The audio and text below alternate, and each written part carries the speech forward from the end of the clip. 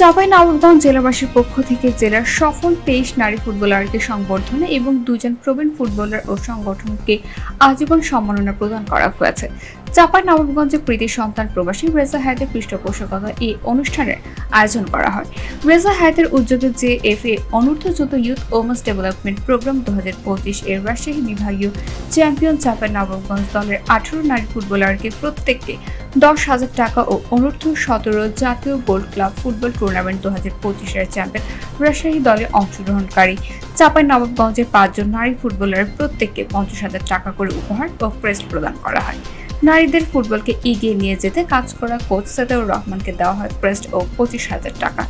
এছাড়াও ক্রীড়াক্ষেত্রে অবদানের জন্য 2 জন প্রবীণ ফুটবলার ক্রীড়া সংগঠক ইসরায়েল সেন্টু ও মুজিবুর রহমান খানকে আজীবন সম্মাননা স্মারক ও প্রত্যেককে 25,000 টাকা করে উপহার প্রদান করা হয়। শুক্রবার বেলা 11টা জেলার প্রশাসকের সম্মেলন কক্ষে জেলা প্রশাসক আব্দুল সামাদের সভাপতিত্বে অনুষ্ঠানের প্রধান অতিথি ছিলেন জেলা মহিলা ক্রীড়া সংস্থার সভানেত্রী জেসমিন খাতুন। অনুষ্ঠানের সূচনা বক্তব্যে নারী ফুটবলারদের সংবর্ধনা অনুষ্ঠানের পরিকল্পনা ও প্রবাসে থাকা রেজা হায়াতের আগ্রহ ও তার লিখিত একটি বার্তা উপস্থাপন করেন সংগঠক আশরাফুল আম্বিয়া সাগর।